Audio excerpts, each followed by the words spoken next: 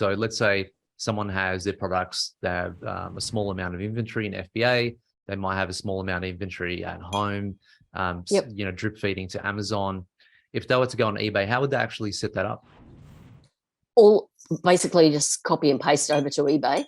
Buy my eBay mastery course. It tells you how to set up an eBay account if you don't already have it, and set up a My Post business account.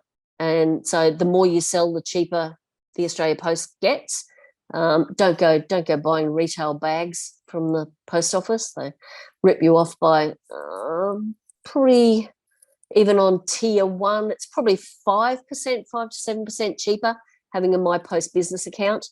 And then as I said, the more you sell, the more you put through your business account. It's called banding. So the more you sell, the cheaper your rates get. So it's essentially as easy as copy and pasting your Amazon listing, essentially getting all the images, listing description, creating a listing on eBay with the small inventory that you still have at home. Then you create a My Post account. Every time a sale is made on eBay, you go to My Post, you essentially put it in, they come pick it up, and away you go, right? More or less. If you're just starting out with the My Post, you probably won't get the pickup. You probably just have to drop it in at the post office or on a red box in the street. But dropping it in at the post office is best, because then it gets tracked immediately. So because they scan it at the post office, so it gets tracked immediately. That's the one thing with Amazon, with eBay. If you're selling a small item, never, ever, ever, ever be inclined to send it untracked. Even if it's a tiny sticker, if you send anything untracked, it's the easiest scam, and everybody knows it, because if it's untracked, you can't prove that it's been delivered. They do an item not received, and eBay will always 100% give them their money back.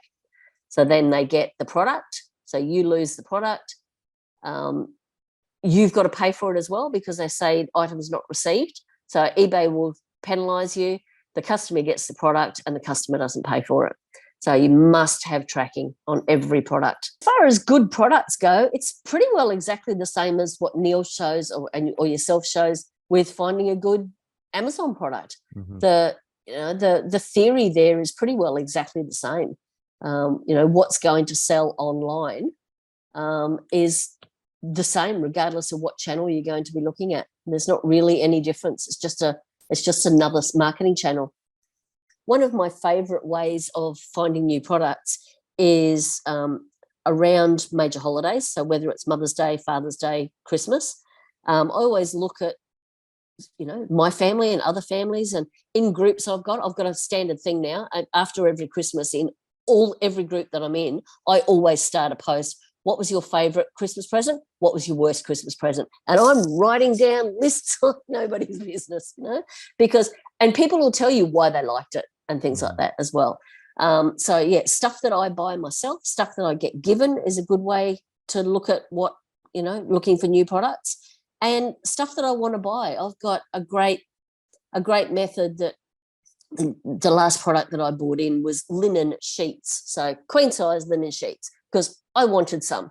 Off I went to Adairs or Bed Bath and Table, whatever it was called, had a look at linen sheets, nearly fell over backwards and got sticker shock when I found they were $400. Jumped on Alibaba. I got them landed for just over $60. Bought in like 20 sets, kept the 6 in the pantry for me, sold the rest off, so I get mine for nothing. So that's a great way to get product, and I've done that an awful lot. So those sort of SKUs are what I call my temporary SKUs, and a lot of those, I'll try them on eBay. A couple of them, the linen sheets, they have transferred over to Amazon as well, because eBay, of course, you don't need a barcode for, which is great. But my core SKU products have been the same since 2009. Yeah, and then I have other ones that come in and out. Yeah. It seems like you're keeping things as simple as possible. Yeah, that's cool. And also you mentioned about, I guess, seasonal products. So in terms of your strategies, say after Christmas or Mother's Day, you'd go in and do some research and find out what people bought. And then you would essentially bring that in for the following year. Is that right? Sometimes, yeah. Sometimes I have, yeah. I have bought in Christmas products. I'm not doing it this year. I just don't have the mental capacity to do it this year. But now, if you wanted to bring in Christmas stuff, like Christmas lights, anything Christmas, you would need to be buying them right now. It's probably almost too late to be getting in Christmas products now, because you need to get them in, you need to check them, you need to, but yeah, I don't do a lot. I don't do much with seasonal, but the shoeboxes came from what's one of the things that you've bought, and one of the things that you've got given, and somebody posted this. It was in one of my threads where we talk about upgrading life, because we love doing that. And yeah, she'd tidied up all her wardrobe rather than having stacks and stacks of shoes. She had them all neatly in shoeboxes. I went, wow, they're really good. And yeah, they've been hanging around for quite a long time now, and they sell quite well. Yeah.